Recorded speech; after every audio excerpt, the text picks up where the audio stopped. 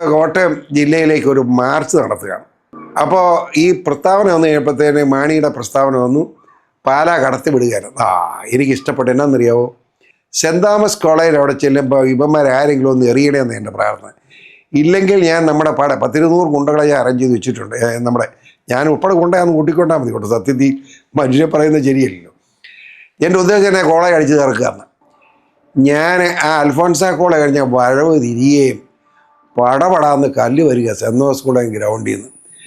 ദൈവം തമ്മിൽ അരിയത്തെ വലിച്ചാൽ നന്ദി എന്ന് പറയുകയും ഒരൊറ്റ വിസിലടിയാൻ ഒരു കയറ്റമാണ്. ഒരു 10-20 ഞങ്ങൾ 200 എണ്ണം അടിച്ച് കോളേജും തകർത്ത് ഓട്ടിച്ച് പ്രിൻസിപ്പലിൻ്റെ മുറിക്കറി മേശ ഉൾപ്പെടെ തകർത്ത് അച്ഛനെ പേടിച്ച് ഇതിൻ്റെ ജീവിതത്തിൽ ഒരു വൈദ്യനാണ് ഇതുപോലെ ജീവിതത്തിൽ വെച്ചിട്ടില്ല. അയാളെ മേത്ത് പിടിച്ചല്ലോ, ബാക്കിയെല്ലാം ആയിക്കിട്ടും ചെയ്തു.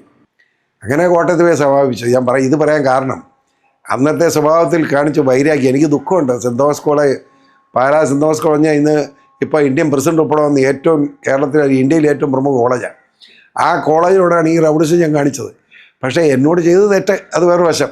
പക്ഷേ എനിക്ക് ക്ഷമിക്കാമായിരുന്നു. ഞാനത് ചെയ്തതെന്ന് ഞാൻ ഓർക്കുകയായിരുന്നു.